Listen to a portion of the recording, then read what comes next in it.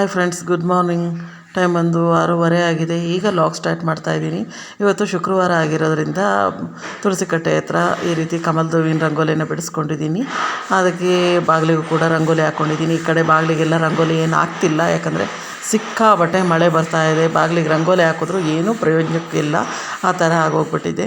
ಮಾನ್ಯ ಇವತ್ತು ರಜೆ ಇರೋದ್ರಿಂದ ಮನೆಯಲ್ಲೇ ಇರ್ತಾಳಲ್ವ, ಹಾಗಾಗಿ ವೀಡಿಯೋ ಮಾಡ್ತಾ ಇದ್ದಾಳೆ. ಅವಳು ಇಲ್ಲ ಅಂತ ಹೇಳಿದರೆ ಬೆಳಿಗ್ಗೆ ಮುಂಚೆ ವೀಡಿಯೋ ಮಾಡೋಕ್ಕೆಲ್ಲ ಆಗಲ್ಲ, ಯಾಕಂದರೆ ಸ್ಕೂಲ್ ಇತ್ತು ಅಂತ ಹೇಳಿದ್ರೆ ಅವಳಿಗೆ ಹೋಮ್ವರ್ಕು ಏನಾದ್ರು ಇರುತ್ತಲ್ವ, ಹಾಗಾಗಿ ಅದನ್ನು ಮಾಡ್ಕೊತಿರ್ತಾಳೆ. ಸ್ಕೂಲಿಗೆ ಹೊರಡೋದಕ್ಕೆ ರೆಡಿ ಆಗ್ತಿರ್ತಾಳಲ್ವ, ವೀಡಿಯೋ ಮಾಡೋಕ್ಕಾಗಲ್ಲ. ಮನೆಯಲ್ಲಿದ್ದರೆ ಅವಳು ವೀಡಿಯೋ ಮಾಡಿಕೊಡ್ತಾಳೆ.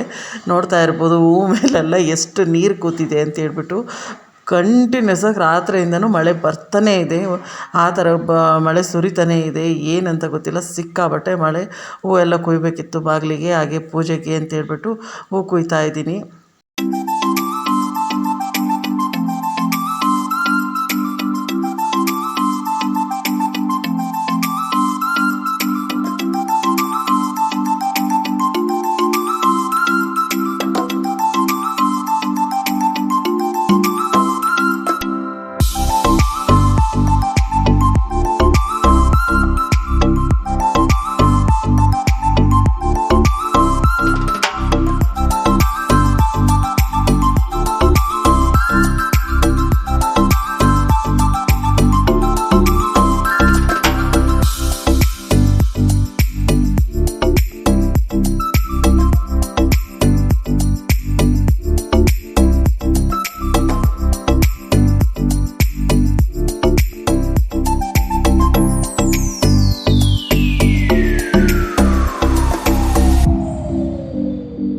ಹೊರಗಡೆ ಎಲ್ಲ ಕೆಲಸ ಮುಗಿಸ್ಕೊಂಡು ಈಗ ಅಡುಗೆ ಮನೆಗೆ ಬಂದೆ. ತಿಂಡಿ ಮಾಡೋಣ ಅಂತೇಳ್ಬಿಟ್ಟು ಮಸಾಲೆ ಹುರ್ಕೊಳ್ಳೋದಕ್ಕೆ ರೆಡಿ ಮಾಡ್ತಿದ್ದೀನಿ. ಎಗ್ ಗ್ರೇವಿ ಮಾಡಿಬಿಟ್ಟು ಪೂರಿ ಮಾಡೋಣ ಅಂದ್ಕೊಂಡು ಮಸಾಲೆ ಎಲ್ಲ ರೆಡಿ ಮಾಡ್ಕೊತಿದ್ದೀನಿ. ಸ್ವಲ್ಪ ಎಣ್ಣೆ ಹಾಕ್ಕೊಂಡು ಚಕ್ಕೆ, ಲವಂಗ, ಏಲಕ್ಕಿ, ಒಂದು ಅರ್ಧ ಸ್ಪೂನಷ್ಟು ಸೋಂಪು, ಹಾಗೆ ಒಂದು ಸ್ವಲ್ಪ ಕಾಳು ಮೆಣಸು ಹಾಕ್ಕೊಂಡಿದ್ದೀನಿ. ಸ್ವಲ್ಪ ಶುಂಠಿ ಹಾಕ್ಕೊತಿದ್ದೀನಿ, ಒಂದು ಅರ್ಧ ಇಂಚಷ್ಟು. ಹಾಗೆ ಒಂದು ದೊಡ್ಡ ಗೆಡ್ಡೆ ಬೆಳ್ಳುಳ್ಳಿನ ಸೇರಿಸ್ಕೊತಿದ್ದೀನಿ. ಖಾರಕ್ಕೆ ಎಷ್ಟು ಬೇಕಷ್ಟು ಹಸಿಮೆಣ್ಸಿನ್ಕಾಯಿ ಸೇರಿಸ್ಕೊತಿದ್ದೀನಿ. ಖಾರ ಕಡಿಮೆ ಇರೋದ್ರಿಂದ ನಾನು ಮೆಣಸಿನ್ಕಾಯಿ ಸ್ವಲ್ಪ ಜಾಸ್ತಿ ಕ್ವಾಂಟಿಟಿಲಿ ಹಾಕ್ಕೊಂಡಿದ್ದೀನಿ. ನೀವು ಖಾರ ಇದ್ದರೆ ಸ್ವಲ್ಪ ನೋಡಿಬಿಟ್ಟು ಮೆಣಸಿನ್ಕಾಯಿನ ಸೇರಿಸ್ಕೊಳ್ಳಿ. ಹಾಗೆ ಅರ್ಧ ಈರುಳ್ಳಿನ ಇಲ್ಲಿ ಮಸಾಲೆ ಹುರಿಯೋದಕ್ಕೆ ಸೇರಿಸ್ಕೊಂಡಿದ್ದೀನಿ. ಒಂದು ಅರ್ಧ ಈರುಳ್ಳಿನ ಆಮೇಲೆ ಒಗ್ಗರಣೆಗೆ ಅಂತೇಳಿ ಎತ್ತಿಟ್ಕೊಂಡಿದ್ದೀನಿ. ಇದೆಲ್ಲ ಸ್ವಲ್ಪ ಚೆನ್ನಾಗಿ ಫ್ರೈ ಮಾಡ್ಕೊಳ್ಳೋಣ. ಮಾರ್ನಿಂಗ್ಗೆ ಸ್ಕೂಲ್ ಇತ್ತು ಅಂತ ಹೇಳಿದ್ರೆ ಎಗ್ ಐಟಮ್ಸ್ ಏನೂ ಮಾಡೋಕ್ಕೋಗಲ್ಲ ಬೆಳಗ್ಗೆ ಟೈಮ್ ತಿಂಡಿ, ಯಾಕಂತ ಹೇಳಿದ್ರೆ ಸ್ಕೂಲಿಗೆ ತೊಗೊಂಡೋಗೋಕ್ಕಾಗಲ್ವಲ್ಲ. ಹಾಗಾಗಿ ಈಗ ಇವತ್ತು ರಜೆ ಇರೋದ್ರಿಂದ ಈ ಗ್ರೇವಿನ ಮಾಡೋಣ ಅಂತೇಳ್ಬಿಟ್ಟು ಮಾಡ್ತಾಯಿದ್ದೀನಿ. ಸ್ವಲ್ಪ ಗೋಡಂಬಿ ಹಾಕ್ಕೊಂಡಿದ್ದೀನಿ, ಒಂದು 10-12, ಒಂದು 6 ಬಾದಾಮಿ ಸೇರಿಸ್ಕೊಂಡು ಅದನ್ನು ಕೂಡ ಚೆನ್ನಾಗಿ ಎಲ್ಲ ಫ್ರೈ ಮಾಡ್ಕೊತಿದ್ದೀನಿ. ಈರುಳ್ಳಿ ಎಲ್ಲ ಸ್ವಲ್ಪ ಕಲರ್ ಚೇಂಜ್ ಆಗೋವರೆಗೂ ಫ್ರೈ ಆದಮೇಲೆ ಈಗ ಇದಕ್ಕೆ ನಾನು ಒಂದು ಟೊಮೆಟೊ ಸೇರಿಸ್ಕೊಂಡು, ಟೊಮೆಟೊ ಸ್ವಲ್ಪ ಬಾಡ್ದಾಗಾದರೆ ಸಾಕಾಗತ್ತೆ. ಎಲ್ಲ ಚೆನ್ನಾಗಿ ಫ್ರೈ ಮಾಡ್ಕೊತಾ ಇದ್ದೀನಿ. ಇದು ಫ್ರೈ ಆಗ್ತಿದ್ದಾಗೆ ಇದಕ್ಕೆ ಸ್ವಲ್ಪ ತೆಂಗಿನಕಾಯಿ ಹಾಕ್ಕೊತಿದ್ದೀನಿ. ತೆಂಗಿನಕಾಯಿ ಒಂದು 3-4 ಸ್ಪೂನಷ್ಟು ಕಾಯಿ ಸೇರಿಸ್ಕೊಂಡಿದ್ದೀನಿ. ನೀವು ಕಾಯಿ ಇಷ್ಟ ಆದರೆ ಹಾಕ್ಕೊಳ್ಳಿ, ಇಲ್ಲಾಂದರೆ ಕಾಯಿ ಹಾಕದೇ ಇದ್ದರೂ ನಡೆಯುತ್ತೆ. ಯಾಕಂದರೆ ಗೋಡಂಬಿ ಬಾದಾಮಿ ಎಲ್ಲ ಹಾಕಿರ್ತೀವಲ್ವ, ಗ್ರೇವಿ ತಿಕ್ಕಾಗೆ ಬರುತ್ತೆ. ನಾನು ಸ್ವಲ್ಪ ಕಾಯಿ ಸೇರಿಸ್ಕೊಂಡಿದ್ದೀನಿ. ಹಾಗೆ ಒಂದು ಅರ್ಧ ಕಟ್ಟಷ್ಟು ಕೊತ್ತಂಬರಿ ಸೊಪ್ಪನ್ನು ಸೇರಿಸ್ಕೊಂಡು ಸ್ಟವ್ ಫ್ಲೇಮ್ ಆಫ್ ಮಾಡಿಕೊಂಡು ಕೊತ್ತಂಬರಿ ಸೊಪ್ಪೆಲ್ಲ ಬಾಡಿಸ್ಕೊಂಡ್ರೆ ಸಾಕಾಗತ್ತೆ. ಇದು ಸ್ವಲ್ಪ ತಣ್ಣಗಾಗಲಿ, ಆಮೇಲೆ ಇದನ್ನು ಗ್ರೈಂಡ್ ಮಾಡ್ಕೊಳ್ಳೋಣ. ಈಗ ತಣ್ಣಗಾಗಿದೆ. ಇದನ್ನೆಲ್ಲ ಒಂದು ಮಿಕ್ಸಿ ಜಾರಿಗೆ ಸೇರಿಸ್ಕೊಂಡು ಫುಲ್ಲು ಫೈನ್ ಪೇಸ್ಟಾಗಿ ಗ್ರೈಂಡ್ ಮಾಡ್ಕೊಬೇಕು. ನೈಸಾಗಿರಬೇಕು, ತರಿಯಾಗಿರಬಾರ್ದು. ಸ್ವಲ್ಪ ನೀರು ಸೇರಿಸ್ಕೊಂಡು ಹಾಗೆ ಇನ್ನೊಂದು ಅರ್ಧ ಕಟ್ಟಷ್ಟು ಕೊತ್ತಂಬರಿ ಸೊಪ್ಪು ಸೇರಿಸ್ಕೊಂಡು ಇದನ್ನು ಗ್ರೈಂಡ್ ಮಾಡ್ಕೊಂಡ್ಬಿಡ್ತೀನಿ. ಈಗ ಅದೇ ಬಾಣಲಿಗೆ ಮತ್ತೆ ಒಗ್ಗರಣೆಗೆ ಇಟ್ಕೊತಾ ಇದ್ದೀನಿ. ಸ್ವಲ್ಪ ಎಣ್ಣೆ ಸೇರಿಸ್ಕೊಳ್ಳೋಣ. ಎಣ್ಣೆ ಬಿಸಿ ಆಗ್ತಿದ್ದಾಗೆ ಇದಕ್ಕೆ 2 ಬಿರಿಯಾನಿ ಎಲೆನ ಸೇರಿಸ್ಕೊಂಡಿದ್ದೀನಿ. ಹಾಗೆ ಸ್ವಲ್ಪ ಸೋಂಪು, ಸ್ವಲ್ಪ ಶಾಯಿ ಜೀರ ಸೇರಿಸ್ಕೊಂಡು ಒಂದು ಅರ್ಧ ಈರುಳ್ಳಿನ ಚಿಕ್ಕದಾಗಿ ಕಟ್ ಮಾಡಿಕೊಂಡು ಸೇರಿಸ್ಕೊತಾ ಇದ್ದೀನಿ. ಈರುಳ್ಳಿ ಎಲ್ಲ ಸ್ವಲ್ಪ ಚೆನ್ನಾಗಿ ಫ್ರೈ ಮಾಡ್ಕೊಳ್ಳೋಣ. ಈಗ ಸ್ವಲ್ಪ ಅರಶಿನ ಪುಡಿ ಹಾಕ್ಕೊಂಡು ಎಲ್ಲ ಸೇರಿಸ್ಕೊಂಡು ಎಣ್ಣೆ ಜೊತೆನೇ ಫ್ರೈ ಮಾಡಿಕೊಂಡು ಈಗ ಸ್ವಲ್ಪ ಮೆಂತ್ಯ ಸೊಪ್ಪು ಸೇರಿಸ್ಕೊತಿದ್ದೀನಿ. ಒಂದು 2 ಕಟ್ಟಷ್ಟು ಮೆಂತ್ಯ ಸೊಪ್ಪು ತೊಗೊಂಡಿದ್ದೀನಿ. ಹಸಿಯಾಗಿರೋ ಮೆಂತ್ಯ ಸೊಪ್ಪು ಇದ್ದಿದ್ದರಿಂದ ನಾನು ಮೆಂತ್ಯ ಸೊಪ್ಪನ್ನು ಸೇರಿಸ್ಕೊಂಡು ಚೆನ್ನಾಗಿ ಬಾಡಿಸ್ಕೊತಿದ್ದೀನಿ. ನೀವು ಮೆಂತ್ಯ ಸೊಪ್ಪು ಇಲ್ಲ ಅಂತ ಹೇಳಿದರೆ ಕೊನೆಯದಾಗಿ ಕಸೂರಿ ಮೇಥಿ ಸೇರಿಸ್ಕೊಂಡ್ರೂ ಆಗುತ್ತೆ. ಮೆಂತ್ಯ ಸೊಪ್ಪನ್ನು ಚೆನ್ನಾಗಿ ಹಸಿ ಸ್ಮೆಲ್ಲೆಲ್ಲ ಹೋಗೋವರೆಗೂ ನೀಟಾಗಿ ಬಾಡಿಸ್ಕೊಳ್ಬೇಕು. ಈಗ ಚೆನ್ನಾಗಿ ಬಾಡ್ದಾಗಿದೆ. ಈಗ ಏನು ರುಬ್ಬಿಟ್ಕೊಂಡಿದ್ವಿ ಮಸಾಲೆ, ಆ ಮಸಾಲೆನೆಲ್ಲ ಸೇರಿಸ್ಕೊಂಡ್ಬಿಡೋಣ. ಮಸಾಲೆ ಎಲ್ಲ ಸೇರಿಸ್ಕೊಂಡು ಚೆನ್ನಾಗೆಲ್ಲ ಒಂದು ಮಿಕ್ಸ್ ಮಾಡಿಕೊಂಡು ಗ್ರೇವಿಗೆ ಎಷ್ಟು ನೀರು ಬೇಕೋ ಅಷ್ಟು ನೀರನ್ನು ಸೇರಿಸ್ಕೊಂಡ್ಬಿಡೋಣ.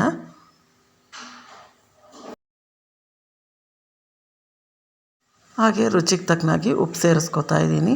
ನಾನು ಆಗಲೇ ಫ್ರೈ ಮಾಡೋ ಅಷ್ಟೊತ್ತಿಗೆ ನನಗೆ ಮರ್ತೋಗ್ಬಿಡ್ತು, ಧನಿಯಾ ಪೌಡ್ರು ಸ್ವಲ್ಪ ಹಾಕ್ಕೊಬೇಕಾಗಿತ್ತು. ಹಾಗಾಗಿ ಸ್ವಲ್ಪ ಈಗ ನಾನು ಒಂದು ಸ್ಪೂನಷ್ಟು ಧನಿಯಾ ಪೌಡ್ರು, ಒಂದು ಅರ್ಧ ಸ್ಪೂನಷ್ಟು ಗರಂ ಮಸಾಲ ಸೇರಿಸ್ಕೊಂಡು ಎಲ್ಲ ಮಿಕ್ಸ್ ಮಾಡಿಕೊಂಡು ಇದನ್ನು ಒಂದು ಸ್ವಲ್ಪ ಕುದಿಯೋಕೆ ಬಿಟ್ಬಿಡೋಣ. ಲಿಡ್ ಕ್ಲೋಸ್ ಮಾಡಿಬಿಟ್ಟು ಇದು ಕುದಿಯೋಕೆ ಶುರು ಆದಮೇಲೆ ನಾವು ಇದಕ್ಕೆ ಮೊಟ್ಟೆ ಹಾಕ್ಕೊಳ್ಬೇಕಾಗತ್ತೆ. ಲಿಡ್ ಕ್ಲೋಸ್ ಮಾಡಿಬಿಟ್ಟು ಕುದಿಯೋಕೆ ಬಿಟ್ಬಿಡ್ತೀನಿ. Good morning friends. ಇವತ್ತು ನಾನ್ ವೆಜ್ ಏನು ಮಾಡ್ತಿರಲಿಲ್ಲ. ನಾನ್ ವೆಜ್ ಅಂದರೆ ಮೊಟ್ಟೆ ಇದೇನು ಗ್ರೇವಿ ಏನು ಮಾಡ್ತಿರಲಿಲ್ಲ, ಸಂಜೆಗೆ ಮಾಡ್ಕೊತಿದ್ದೆ. ಮಾರ್ನಿಂಗ್ ರಜೆ ಇರೋದ್ರಿಂದ ಹಾಗೆ ಏನು ಮಾಡೋಣ ಅಂತೇಳಿ ಬೆಳಿಗ್ಗೆಯಿಂದ ಅವಳಿಗೆ ತಿಂಡಿದೇ ಒಂದು ದೊಡ್ಡ ಯೋಚನೆ ಆಗೈತಿ. ಏನು ತಿಂಡಿ ಮಾಡ್ತಾರೆ ನಮ್ಮಮ್ಮ ಅಂತೇಳಿ ಅನ್ಕೊತಾ ಇತ್ತು. ಆಮೇಲೆ ಶುಕ್ರವಾರ ಅವಳಿಗೂ ರಜೆ ಇದೆ, ಹಾಗಾಗಿ ಎಗ್ ಗ್ರೇವಿ ಮಾಡಿಬಿಟ್ಟು ಪೂರಿ ಮಾಡಿಬಿಡೋಣ ಅಂತೇಳಿ ಅಂದ್ಕೊಂಡೆ. ಪೂರಿಗೆ ಆಲ್ರೆಡಿ ಹಿಟ್ಟೆಲ್ಲ ಕಲಸಿ ಇಟ್ಕೊಂಡಿದ್ದೀನಿ. ನಾನು ಕಲಿಸಿರೋದು ಮಾನ್ಯನೇ ಕಲಸಿ ಹೇಳಿ ಇವತ್ತು ಗೋಧಿ ಹಿಟ್ಟು, ಹಾಗೆ ಸ್ವಲ್ಪ ಅಕ್ಕಿ ಹಿಟ್ಟು, ಒಂದು ಸ್ವಲ್ಪ ಉಪ್ಪು ಹಾಕ್ಕೊಂಡು ನೀರು ಹಾಕ್ಕೊಂಡು ಚೆನ್ನಾಗಿ ಕಲಿಸ್ಕೊಂಡು 1-2 ಸ್ಪೂನ್ ಎಣ್ಣೆ ಹಾಕ್ಬಿಟ್ಟು ಕಲಿಸ್ಕೊಂಡು, ಅಂದರೆ ಚಪಾತಿ ಹಿಟ್ಟಿಗಿಂತ ಒಂದು ಸ್ವಲ್ಪ ಗಟ್ಟಿ ಕಲಿಸ್ಕೊಳ್ತೀವಿ. ಪೂರಿಗಾದರೆ, ಚಪಾತಿಗಾದರೆ ಸ್ವಲ್ಪ ಸಾಫ್ಟಾಗಿ ಕಲಿಸ್ಕೊತೀವಿ. ಕಲಸಿಟ್ಟಿದ್ದಾಳೆ. ಇನ್ನೇನು ಗ್ರೇವಿ ಒಂದು ಚೂರು ಕುದಿ ಬಂದುಬಿಟ್ರೆ ಮೊಟ್ಟೆ ಹಾಕ್ಬಿಟ್ಟು ಕುದಿಸ್ಕೊಂಡ್ರೆ ಮುಗೀತು. ಮಾರ್ನಿಂಗ್ ರಜೆ ಇರೋದ್ರಿಂದ ದಿನಕ್ಕೆ ಒಂದು ವಾರಿ ತಿಂಡಿಗಳಾಗಬೇಕಲ್ಲ, ಹಾಗಾಗಿ ರಾತ್ರಿನೂ ಅವಳೇ ದಾಲ್ ಮಾಡಿರಿ ಅಂತೇಳಿ ಹೇಳ್ತಾ ಇದ್ಲು. ಹಾಗಾಗಿ ದಾಲ್ ಮಾಡಿದ್ದು, ಅಂದರೆ ದಾಲ್ ಅಂದರೆ ಅದು ಆಂಧ್ರ ಸ್ಟೈಲ್ ಪಪ್ಪು ಮಾಡ್ತೀವಲ್ವ ಆ ಥರ. ದಾಲ್ ಆದರೆ ಹುಣಸೆ ಹುಳಿ ಎಲ್ಲ ಹಾಕಲ್ಲ. ಪಪ್ಪು ಅಂದರೆ ಸ್ವಲ್ಪ ಹುಣಸೆ ಹಣ್ಣು ಇದೆಲ್ಲ ಕಿವುಚ್ಬಿಟ್ಟು ಸೇರಿಸ್ಕೊಳ್ತೀವಿ. ಈ ಥರ ಆಗಿದೆ. ನೋಡೋಣ ಫ್ರೆಂಡ್ಸ್, ಗ್ರೇವಿ ಕುದೀತಾ ಇದೆಯಾ ಏನು ಅಂತ.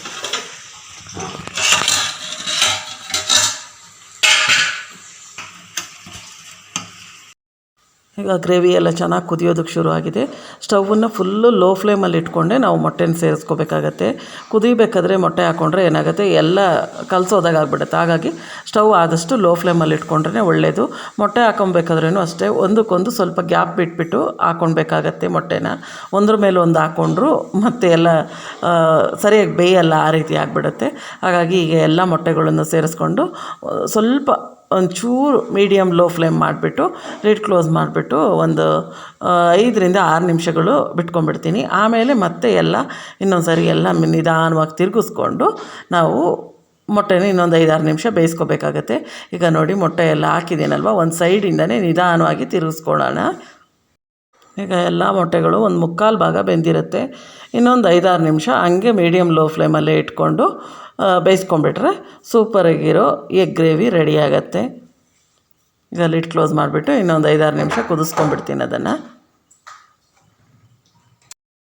ಗ್ರೇವಿ ಎಲ್ಲ ಕುದಿಯೋ ಅಷ್ಟೊತ್ತಲ್ಲಿ ನಾನು ಪೂರಿಗೆಲ್ಲ ರೆಡಿ ಮಾಡಿ ಇಟ್ಕೊಂಡ್ಬಿಡೋಣ, ಬಟ್ಟೆಲ್ಲ ಕಟ್ಬಿಟ್ಟು ಅಂತ ಹೇಳ್ಬಿಟ್ಟು ಎಲ್ಲ ಬಿಲ್ಲೆಗಳನ್ನು ಕಟ್ಟಿಟ್ಕೊಳ್ತಾ ಇದ್ದೀನಿ. ಎಲ್ಲ ಕಟ್ಟಿಟ್ಕೊಂಡ್ಬಿಟ್ರೆ ಆಮೇಲೆ ಪೂರಿ ಹೊತ್ಕೊಂಡು ಬೇಯಿಸೋದಕ್ಕೆ ಈಸಿ ಆಗುತ್ತೆ ಅಂತ ಹೇಳ್ಬಿಟ್ಟು. ಪೂರಿ ಅಂತ ಹೇಳಿದ್ರೆ ಒಂದೊಂದೇ ಹೊತ್ಕೊಂಡು ಹಿಂಗೆ ಒಂದೊಂದೇ ಕರ್ಕೊಳ್ತೀವಿ ಅಂದರೆ ಆಗಲ್ಲ. ಒಂದು 5-6 ಹೊತ್ತು ಇಟ್ಕೊಳ್ಬೇಕು, ಬೇಯಿಸ್ಕೊಳ್ಬೇಕು. ಆಮೇಲೆ ಮತ್ತೆ ಬಿಸಿ ಬಿಸಿಯಾಗಿ ಮಾಡ್ಕೊಡೋದಕ್ಕೆ ಸರಿಯಾಗತ್ತೆ ಅಂತ. ಅಷ್ಟರಲ್ಲಿ ಗ್ರೇವಿ ಕೂಡ ಚೆನ್ನಾಗಿ ಬೆಂದು ಎಲ್ಲ ರೆಡಿಯಾಗಿದೆ. ನೋಡ್ತಾ ಇರ್ಬೋದು ಎಲ್ಲ ಮೊಟ್ಟೆಗಳು ಎಷ್ಟು ನೀಟಾಗಿ ಒಂಚೂರು ಕಲಸೋಗಿಲ್ಲ, ಅಷ್ಟು ನೀಟಾಗಿ ಬಂದಿದೆ. ಈಗ ಇದನ್ನು ಇಳಿಸಿಟ್ಕೊಂಡು ಪೂರಿ ಕರಿಯೋದಕ್ಕೆ ಅಂತೇಳಿ ಬಾಣಲಿಗೆ ಎಣ್ಣೆ ಹಾಕ್ಕೊಂಡು ಎಣ್ಣೆ ಕಾಯೋಕೆ ಇಟ್ಕೊತಾ ಇದ್ದೀನಿ.